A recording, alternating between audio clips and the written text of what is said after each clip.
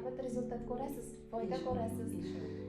Yugurgan, harakat qilgan ortda qolmaydi. Yetadi albatta. Klinikamizda Qashqadaryo Yakkabog' shaharidan kelgan bemorimiz o'zlari ham doktorlar, pediatr doktorlar. Nechinchi kelishingiz?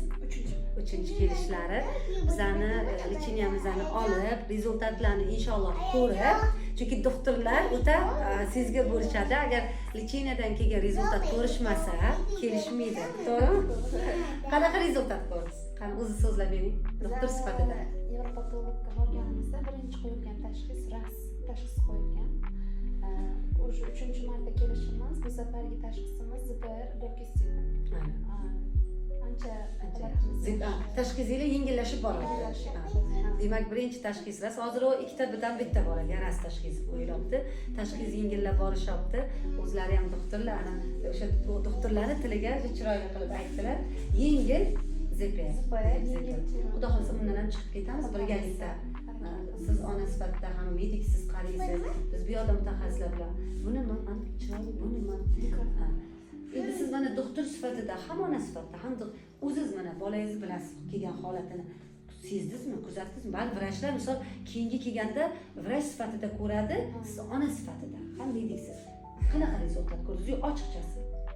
Bizda rezultat bo'lmaganda rostdan ham kelmas edim. 3-marta kelishimiz bekorga emas. Har safargi licheniyadan biz rezultat olamiz. Juda yaxshi rezultat olamiz. Har safar ochiladi bola. Kelgan paytda deyarli 10 ta so'z bilar edik. 10 ta, juda bo'lsa 20 ta so'z bilar edik.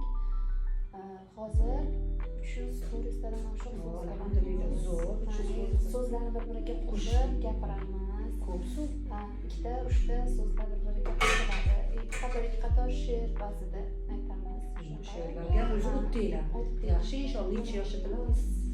Hozir 4 ga kirdi. 4 ga kirdi. Maktabgacha inshaalloh bemalol o'rganadi. Mana to'xtamaslikning natijasi. O'zlari ham medik bo'lganlar uchun reabilitatsiyani to'xtatmadilar. Vaqt-vaqtiga kelib, nevrolog vrachlarimizning nazoratida o'zini licheniyasini to'xtatmagani bir natijasi. Bizning endi deylik, ana medik bo'lmagan xalqimiz ham ko'p deydi, hamma ham medik emas deydi. Ular nima deydi? Bolam gapirib ketadi. Siz medik vrach sifatida shunga nima deysiz? Bolam gapirib ketadi, yo o'zi yaxshi bo'lib ketadi deganlarga nima deysiz? O'zi shunaqa gaplar juda ko'p eshitganman. Kimning dadasini tili shunaqa kelib chiqqan, o'zi bo'ladi. Kimnidir bolasini tili 5 yoshiga chiqqan, kimdir unaqa gapirib ketadi. Avlodida bor. Unaqa gaplar menda ham juda ko'p bo'lgan. Lekin vrach bo'lganligim uchun balki tushunganman. O'sha uchun ham qaytmaslik kerak, davolanishdan to'xtatmaslik kerak ekanligini yaxshi tushunganim uchun balki to'xtatmadingiz. Shunday.